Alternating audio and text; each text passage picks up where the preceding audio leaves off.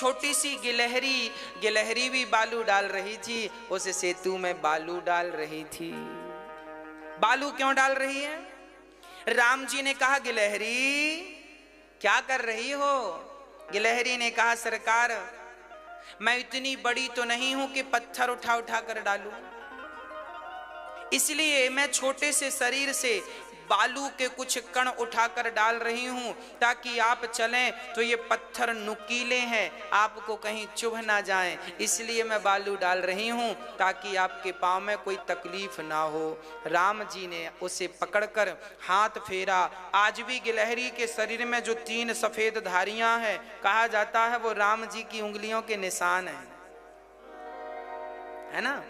गिलहरी की धारियां होती है ना 3 सफेद कलर की, वो राम की उंगलियों के निशान है। जब भी गिलहरी को देखो तो राम की याद कर लेना चाहिए। ये वही गिलहरी है जिसे कभी राम ने अपने हाथ पर बिठाकर दूसरे हाथ को, बड़ा धर्म है।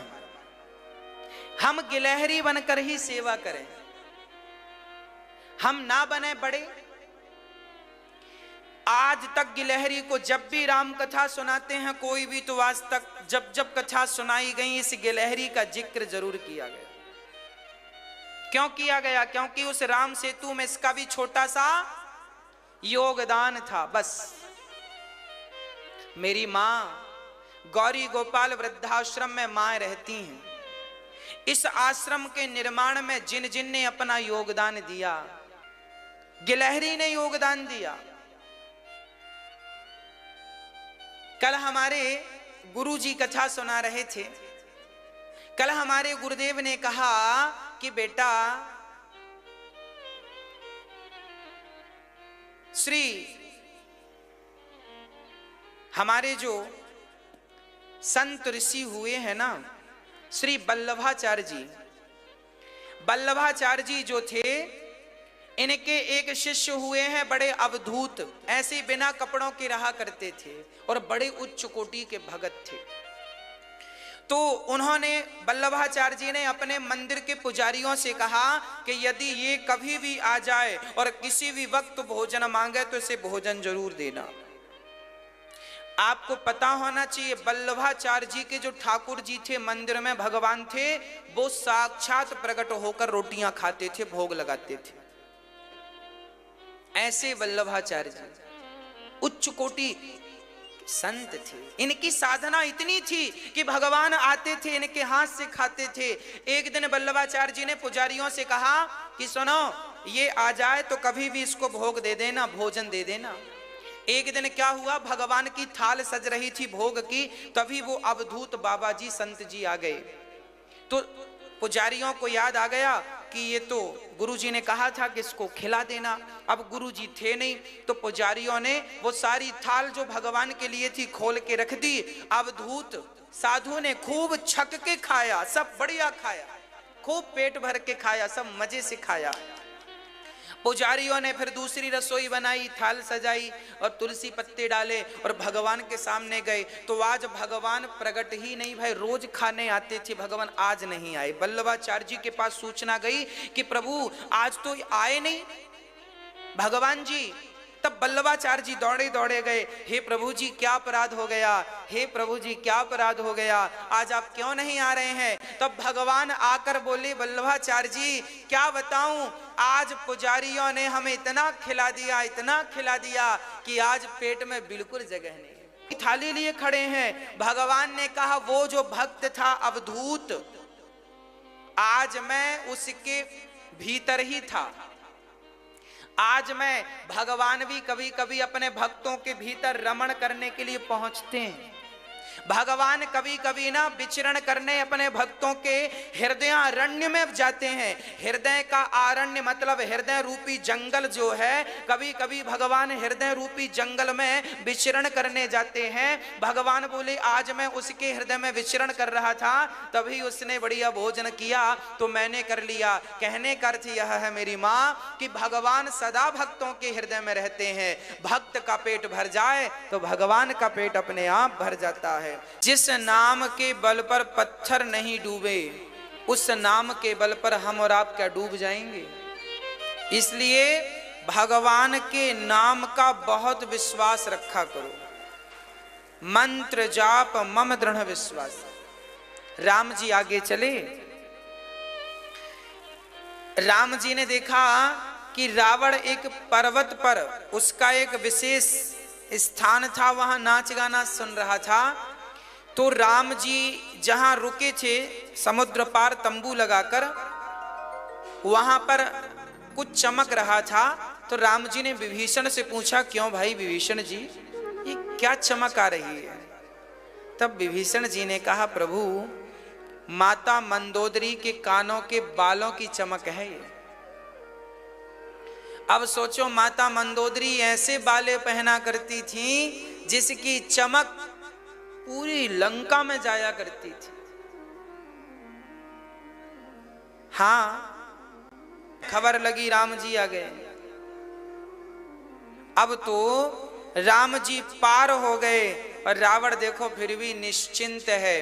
कुछ भी कहो आप, पर मानना पड़ेगा कि रावण बहुत बड़ा भक्त था। भक्त ना होता तो राम जी जिनके दर्शन करने को लोग तरसते हैं, वो उनसे लड़ने को खड़ा है। भक्तों को जब हजारों साल तपस्या करते हैं तब दर्शन का मौका मिलता है। उसने कितना पुण्य किया होगा जिसने राम से लड़ने का सौभाग्य पाया है ना। यहां राम जी के पांव हनुमान जी दबा रहे हैं, लक्ष्मण जी दबा रहे हैं। राम जी ने कहा, भाई ये चांद को देखना जरा, ये चांद में काला सा धब्बा क्या है?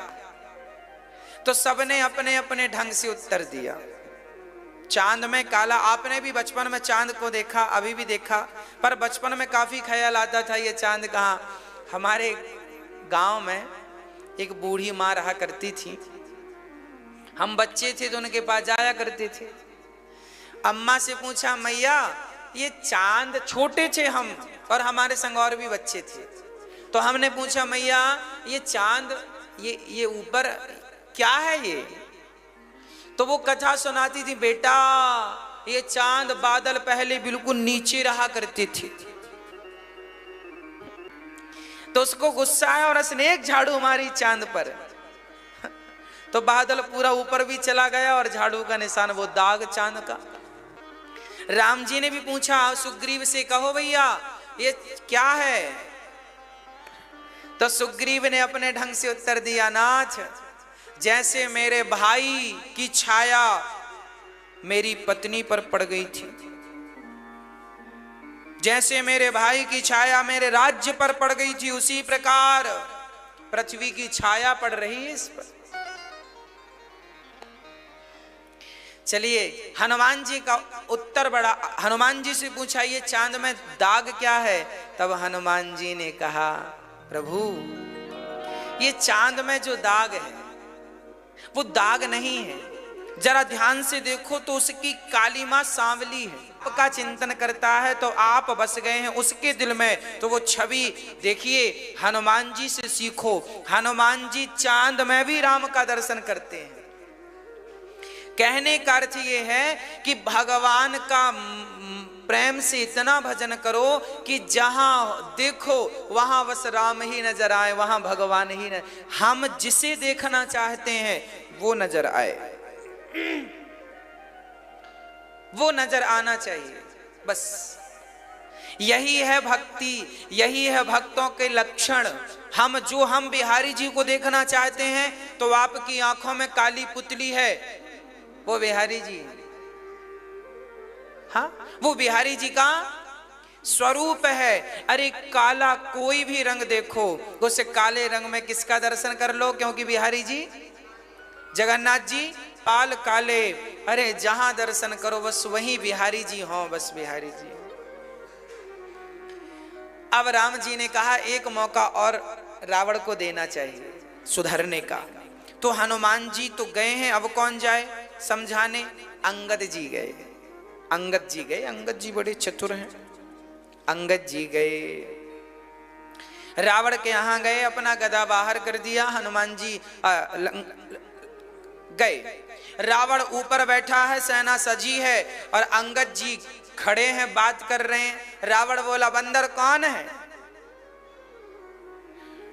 अंगद को लगा बैठने, इसको अतिथि सत्कार करना नहीं आता। अच्छा, रावण जो था ना, विद्वान भले था, पर वो कोई विद्वान तो था, विद्या तो थी, पर विद्या का कोई प्रयोग नहीं था जीवन में, है ना, वर्तमान में कोई प्रयोग करना वो नहीं जानता था, अतिथि सम्मान नहीं करता था। तब अंगद जी पूंछ की लंबी सी आसन बनाए और अंगद जी अपनी पूंछ की सिंहासन पर रावण से ऊपर बैठे। रावण यूं देखता, रावण कहा बंदर कौन है? हनुमान अंगद जी बोले जानता नहीं है, हम राम जी की दास हैं, सेवक हैं। अच्छा, तेरे बाप का नाम क्या है? भूल गए? जिसकी कांख में 6 महीने दबे रहे उसी के बेटे हैं हम। अच्छा, रावण फिर लज्जित हुआ, हे भगवान, जो आता मुझे कांख के नीचे दबाता है। अंगद बोले, अब रावण ना बड़ी राजनीति खेला, रावण अपने पक्ष में करना चाहता था। अंगद को सुनो, ये तो राम वही राम है ना जिसने तुम्हारे बाप को मार दिया, कैसा बेटा है जिसने बाप को मारा, उसी का हाथ पकड़ा, मेरी सेना में आ, मैं तुझे राजा बनाऊंगा। अंगद जी बोले, थोड़ा ठहरो ठहरो ठहरो, अभी तुम्हारा राज्य खाली होगा ना तो हमारे राम जी किसी किसी को तुम्हारी सिंहासन पर बिठाएंगे, थोड़े दिन की मेहमान हो। अब रावण बोला, बंदर बहुत बातें करता है, ये बता तेरे राम में बल कितना है? अंगद जी बोले, हमारे राम का बल तो छोड़ दो, हमारे राम का एक दास आया था कुछ दिन पहले, याद है कि भूल गए? पूरी लंका में सबकी नाक दम करके रखा था, एक ने तहलका मचा दिया और सारे आ जाएंगे तो क्या करोगे पता है? रावण घबराया। रावण ने कहा, सुनो, ये सब बंदर भालू तो हमारे भोजन है, पका पका के खा जाएंगे। तो अंगद जी बोले, क्यों, तब पेट खराब था क्या जब हनुमान जी आए थे? क्यों नहीं पका के खा लिए? अंगद जी ने कहा, मेरा पांव रखा है, जमा दिया पांव, कह दिया यदि तुम में बल है, तुम्हारी यहां कोई सेना में बलशाली है तो आए मेरा पांव हटाए, यदि पांव रत्ती भर हिल गया तो राम जी हार जाएंगे। अंगद जी कह रहे हैं कि मेरा पांव जमा है, अंगद जी अपने बल से नहीं कह रहे हैं, अंगद जी भगवान से कह रहे हैं, प्रभु मैं अपना पांव जमा रहा हूं, पर इस पांव की रक्षा आप करिएगा, क्योंकि मैंने वचन भी आपके बल से ही कहा है, मैंने अपने बल से नहीं कहा, मैं नहीं हूं, कुछ जो है मेरे राम जी करेंगे तो वही करेंगे, करना है सो राम जी को, नहीं करना है सो राम जी को, हम तो निमित्त हैं। पांव जमा दिया, बड़े बड़े रो, मेघनाथ आया, हिलाया, पसीना छूट गया, सब आए, अंत में रावण आया। जब रावण आया और पांव हिलाने लगा तो अंगद जी ने पांव हटा लिया, पकड़ना चाहा तो पांव हिला लिया, पांव हटा लिया तो रावण गिरा, उसकी मुकुट गिर गई। अंगद जी ने बढ़िया बात कह दी, रावण यदि पांव पकड़ना ही है तो मेरे क्यों पांव पकड़ता है? भगवान राम के पांव पकड़ ले, तेरा कल्याण हो जाएगा। अपने मुंह पर तिनका दबाकर गले पे कुल्हाड़ी रख के जा, राम तुझे। रावण की मुकुट उठाकर अंगद जी ने फेंक दी, राम जी के चरणों में गिरी। राम जी ने विभीषण से कहा, ये क्या है? बोले, ये रावण की मुकुट है। छलांग लगा के अंगद जी आए, राम जी को सूचना दी, प्रभु वो मानने वाला नहीं, मूर्ख हृदय न चेत, जो गुरु मिलहि विरंची सम। कितना भी ज्ञान दे दो, मूर्ख की समझ में नहीं आता। अब राम जी सेना तैयार करे, टुकड़ियों में बांट दी राम जी ने और बिल्कुल जोश से भर दिया। सुनो, या तो जीत होगी या तो मृत्यु होगी। जीवन में कोई भी काम करो तो बिल्कुल कॉन्फिडेंस से करना चाहिए, पूरा 100% कॉन्फिडेंस होना चाहिए, हम इस काम को कर पाएंगे। कॉन्फिडेंस कम हुआ वहीं हार होती है। तपाओ अपने आप को। मैं कहीं सुन रहा था कि तलवार, जिस तलवार से युद्ध लड़ा जाता है उस तलवार को पहले लोहार की भट्टी से गुजरना पड़ता है, उस लोहार की भट्टी में उस तलवार को तपना पड़ता है। जो तलवार जितना तपती है, जितना पिटती है, उतना ही वो युद्ध क्षेत्र में अपना पराक्रम दिखाती है, छूने से गला काट देती है। तलवार तपे ना तो टूट जाती है। बस जीवन में जो जितना तप गया तप गया तप गया, बस वही श्रेष्ठ है, वही महान है। राम जी ने तपाया अपनी सेना को। मत देखिए क्या नीतियां हैं, कोई सीखे तो क्या क्या सीख सकता। रावण जैसे दिग्गज को आज पछाड़ने के लिए राम बंदर भालुओं की सेना लेकर चल रहे हैं। जीवन में कभी अपने आप को कमजोर मत समझना, बस ये राम जी सिखा रहे हैं। जीवन में कभी अपने आप को कमजोर नहीं समझना। मैं छोटा नहीं हूं, मैं कमजोर नहीं हूं, मैं बहुत कुछ कर सकता हूं। अरे मैं चंद्रमा और सूर्य और मंगल तक जाने की ताकत रखता हूं। मंगल और चांद तक तो लोग चले गए, सूर्य तक भी कोई जाना चाहे तो अपने बल से हनुमान जी चले गए थे। Nothing is impossible, everything is possible. असंभव क्या है? बस आप लगे रहिए, कार्य करते रहिए, कर्म करते रहिए। अब राम जी की सेना चली, चारों पूर्व पश्चिम उत्तर दक्षिण द्वार को घेरने की प्लानिंग हुई। अब राम जी ने बड़े प्रेम से, अच्छा अन्य रामायणों में वर्णन मिलता है कि सबसे पहले रावण युद्ध करने आया और राम जी ने उसे पराजित करके और उसे विदा कर दिया। उसके बाद रावण ने सबको बुलाया, अपने मित्रों को, दोस्तों को, दूर दूर के सबको, राजाओं को बुलाया, मेरे पक्ष से युद्ध करो। और बड़ा घमासान युद्ध हुआ। राम जी की सेना ने दक्षिण द्वार तोड़ करके सेना में अंदर प्रवेश किया और रावण की सेना से युद्ध हुआ। और जो बड़े प्रेम से युद्ध हुआ, चारों तरफ रावण की सेना की लाशें बिछने लगी। रावण घबराया और अपने दिग्गज वीरों को एक के बाद एक को भेजता गया और सबको लक्ष्मण जी, राम जी धूल चटाते गए, मारते गए, मारते गए, मारते गए। जब सारे मारने लग गए, सब सेना मरने लगी, तब मेघनाथ को लगा पिताश्री आज्ञा दीजिए। पिताश्री से आज्ञा लेकर मेघनाथ जी चले। और मेघनाथ की देखो, मेघनाथ छोटे थे तो लक्ष्मण जी भी छोटे थे, तो बराबर से बराबर वालों का युद्ध शोभा देता। राम जी को लगा हम क्या, चल पड़े मेघनाथ जी से युद्ध करने। लक्ष्मण जी युद्ध करने चले।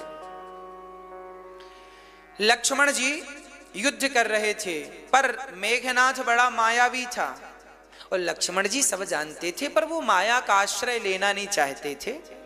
रावण ने, मेघनाथ ने बड़ी चतुराई से वो अदृश्य होकर के और उसने शक्ति चला दी। पहले शक्ति के पहले वर्णन मिलता है कि राम लक्ष्मण दोनों खड़े थे, लक्ष्मण जी बाण चला रहे थे, तो उसने भगवान को, राम को, भगवान श्री बलराम, श्री लक्ष्मण भैया को नांग पास में बांध दिया। नांग पास में बांधा तो भगवान मूर्छित हो गए। मेघनाथ बड़ा प्रसन्न होके चला, ऐसा बाण मारा है अब बचने वाला नहीं। खूब फूल उल बरसे मेघनाथ के ऊपर, जय जयकार मेघनाथ की जय, मेघनाथ की जय। और यहाँ राम लक्ष्मण बंधे पड़े हैं, सारी सेना अचेत सी होगी, क्या करें क्या करें। तब हनुमान जी गरुण जी को लेके आए। गरुण जी आए और गरुण जी को बड़ा अहंकार आ गया था, हम ना होते तो राम जी जिंदा ना होते। इनके अहंकार को फिर नष्ट किया गया। कई बार हमें लगता है कि हम कर रहे हैं, कई बार क्या 101 बार ये विचार आ जाता है कि हम कर रहे हैं, हम कर रहे हैं। हम कई बार ये भूल जाते हैं कि ये काम भगवान, कई बार अहंकार आ जाता है। भगवान से कहो नाथ अहंकार ना आए, नहीं तो सर्वनाश होने में टाइम नहीं लगेगा। हे नाथ अहंकार आने मत देना, हे नाथ अहंकार आने मत देना।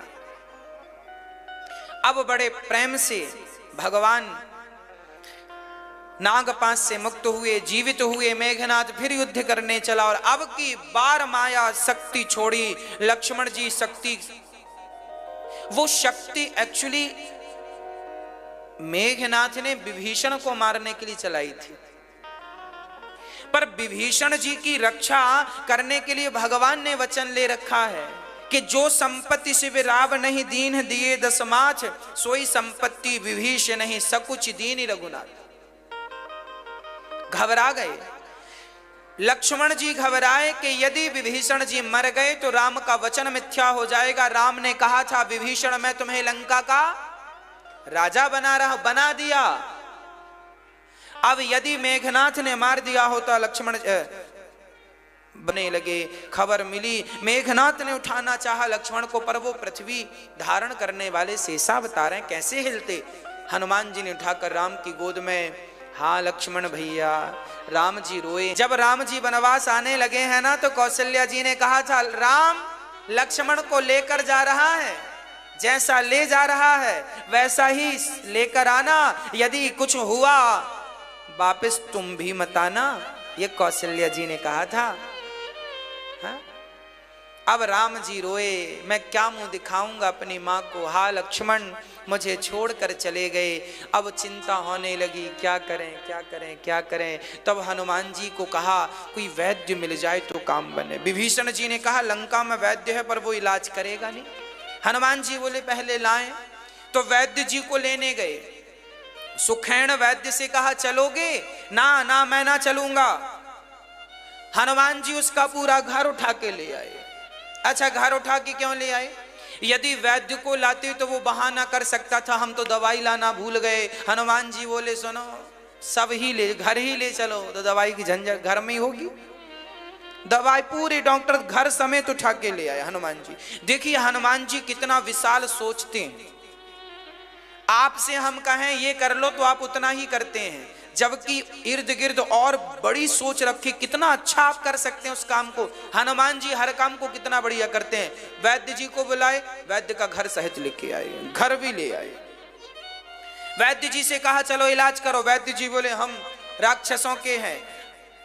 तब भगवान राम ने कहा भैया वैद्य का कोई ये नहीं होता कि मैं इसका डॉक्टर हूं इसका अरे डॉक्टर तो सबके लिए भगवान होता है, डॉक्टर के लिए कोई दुश्मन नहीं होता। ये डॉक्टर भगवान तुल्य होता। आप इलाज करिए इनका। बड़ी नीतियों की बात कही। हाँ तब कहीं जाकर उन्होंने इलाज किया। नाड़ी पकड़ी, बोले सवेरे प्राण निकल जाएंगे, रात भर के प्राण। ये संजीवनी बूटी मिल गई तो काम बनेगा। अब संजीवनी बूटी लाए कौन? यहां से हिमालय जाए कौन? हनुमान जी ने कहा आपका दास है। हनुमान जी जो छलांग लगा के गए। रावण को पता चल गई, कालनेमी को भेज दिया। पहले ही रावण की कितनी माया थी। हनुमान जी जैसे व्यक्ति कितनी तेजी से गए, पर उसके पहले रावण की माया पहुंच गई। कालनेमी बैठ गया और राम राम बोलने लगा। वहां पर हनुमान जी ने देखा हिमालय में बाबा जी राम राम बोल रहे हैं। कालनेमी बाबा जी बन के बैठा था। आओ हनुमान आओ, संजीवनी लेने जा रहे हो? अरे आपको कैसे पता? हनुमान जी बड़े इंप्रेस हो गए, वाह इनको सब पता। हाँ हमें सब पता है। लक्ष्मण को मेघनाथ ने शक्ति मारी है और हाँ हाँ हाँ, अरे आप तो त्रिकालज्ञ हैं, सब जानते हैं। ऐसे ही होता।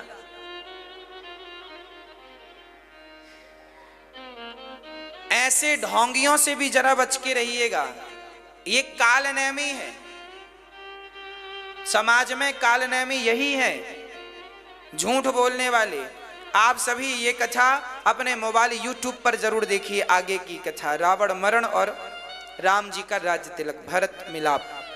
हाँ अब राम जी हनुमान जी कालनेमी से, कालनेमी कहता है हम तुम्हें गुरु मंत्र देंगे, हम तुम्हें सारी बूटियां देंगे, सुनो बैठो यहाँ। अच्छा वो समय जाया कर रहा था, समय बिगाड़ रहा था, क्योंकि समय केवल रात्रि का अवस्था।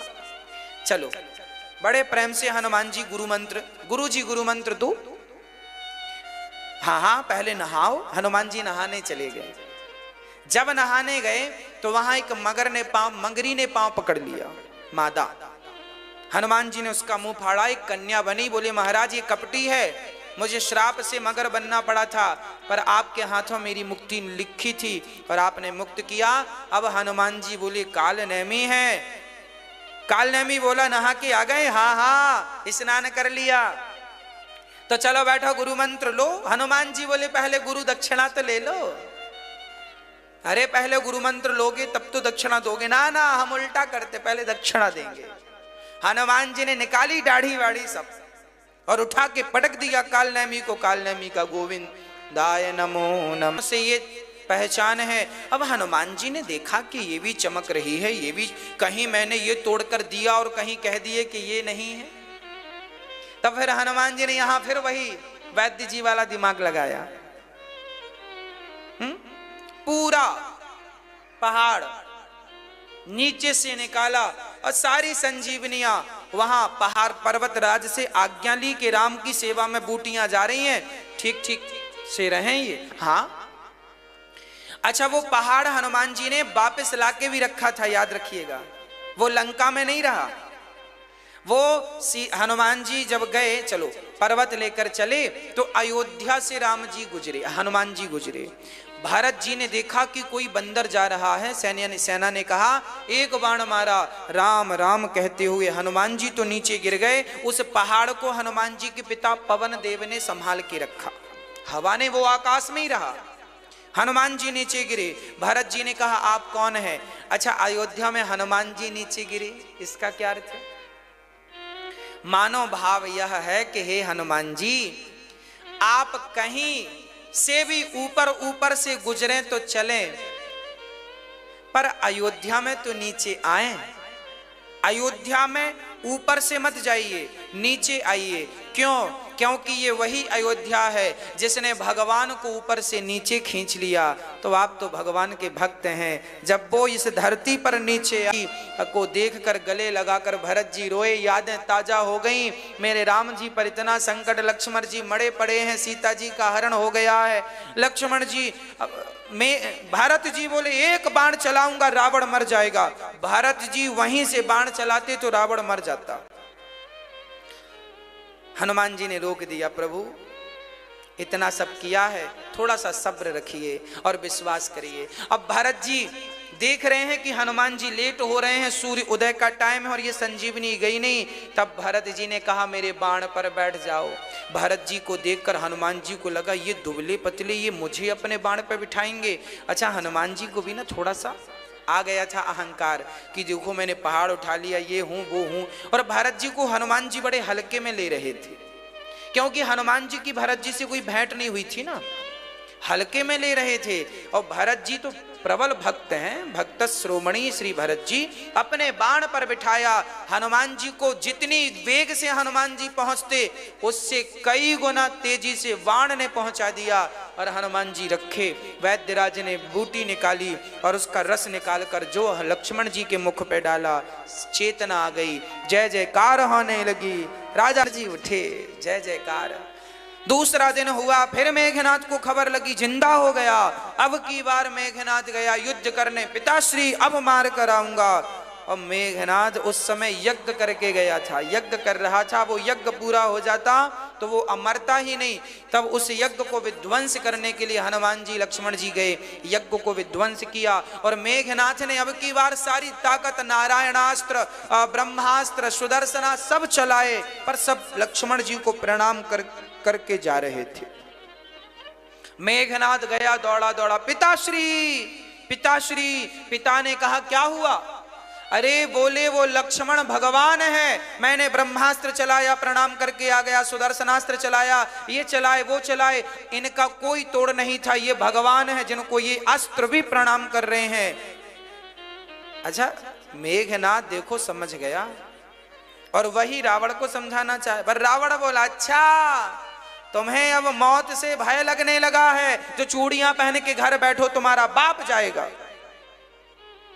मेघनाथ को बड़ा बुरा लगा। पिताश्री आपके चरणों की सौगंध खाकर कहता हूं मुझे मृत्यु से भय नहीं लगता, पर मैं ये जरूर कहना चाहूंगा कि जिस नारी को आपने हरण किया है वो साधारण नारी नहीं, परमात्मा परब्रह्म राम बनकर आए हैं जिनकी नारी का आपने हरण किया है। तो मेघनाथ जी थे, पिता भक्त थे मेघनाथ जी, पितृ भक्त, पिता की आज्ञा।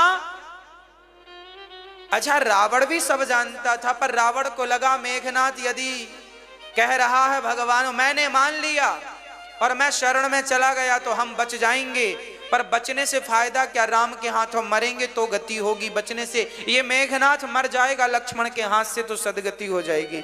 रावण जानता था, रावण भी सच्चा बाप था, वो अपने बच्चों की अधोगति नहीं चाहता था, वो नहीं चाहता था कि मेरे बच्चे नरक जाएं, राम के हाथों मरेंगे तो सब के सब स्वर्ग जाएंगे। जबरदस्ती पत्थर रख के कलेजे में मेघनाथ को भेज दिया। चला इंद्रजित, चला, और जब चला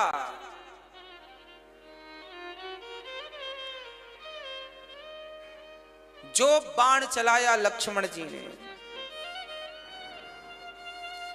ऐसे बाण चलाए लक्ष्मण जी ने, घमासान युद्ध हुआ, अंत में अंत निर्णायक युद्ध हुआ मेघनाथ से। एक बाण साधा, बहुत सारे बाण प्रकट हुए, और जो बाण मारा,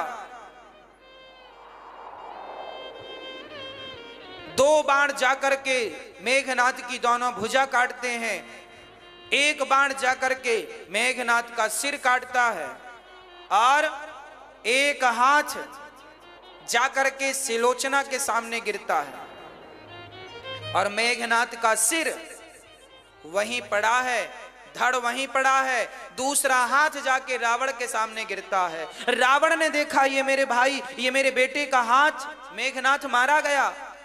पत्नी सिलोचना कहते हैं मेघनाथ के हाथ ने, कटे हुए हाथ ने अपने रक्त से लिखा सिलोचना के सामने। सिलोचना ने कहा अपने पति के हाथ को पहचान तो लिया, पर वहां पे अपने रक्त से लिखा मेघनाथ ने, सिलोचना मैं अलविदा हो गया हूं। ये लिखा मेघनाथ के उस कटे हुए हाथ ने। सिलोचना का प्रसंग बड़ा अद्भुत है। सिलोचना अपने पति का हाथ लेकर के उस युद्ध क्षेत्र में गई, चारों तरफ शांति थी। राम जी ने मेघनाथ के सिर को और धड़ को संभाल के रखा था, सुबह होएगी तो सुरक्षित बा इज्जत भिजवाएंगे। सिलोचना ने चिता बनाई, पति राम से मांगा, राम मेरे पति का सिर दे दो। धड़ लेकर बैठ गई, हाथ लेकर बैठ गई, सिर नहीं था, सिर राम जी ने दिया। तो सिलोचना बैठने लगी चिता पर, तो बंदर भालुओं ने मजाक कर दिया, अरे सिलोचना तेरा पति राम से दुश्मनी किया, हाँ ऐसे लोगों के लिए तुम सती हो रही हो, तुम सती हो। यदि तुम सच्ची पतिव्रता हो तो अपने पति का सिर हंसाओ, यदि ये हंसेगा तो मान जाएंगे कि तुम सच्ची पतिव्रता हो। सिलोचना ने अपने पति से कहा, प्राणनाथ जरा हंसिए। मरा हुआ मेघनाथ, उसका मस्तक हंस पड़ा, सारे लोग दंग रह गए। सती के सतीत्व पर कोई संदेह है? राम जी ने आकर डांटा, क्या किया, एक सती का सतीत्व भंग कर रहे हो, सती का सतीत्व की परीक्षा ले रहे हो। अच्छा, राम जी इस बात से डर रहे थे कहीं सिलोचना लक्ष्मण को श्राप ना दे दे। राम जी डर रहे थे क्योंकि मेघनाथ, देखो शक्ति से तो मेघनाथ बच गए, पर कहीं श्राप दे देती सिलोचना तो लक्ष्मण जी बचते नहीं। अच्छा, ये सिलोचना कौन है? ये नांगों की पत्नी है, नांग कन्या है। सच्ची बात यह है कि सिलोचना का विवाह लक्ष्मण से होने वाला था, परंतु मेघनाथ ने नांग लोक में जा इसने उत्पात किया, तब वासुकी ने सिलोचना को ब्याह दिया।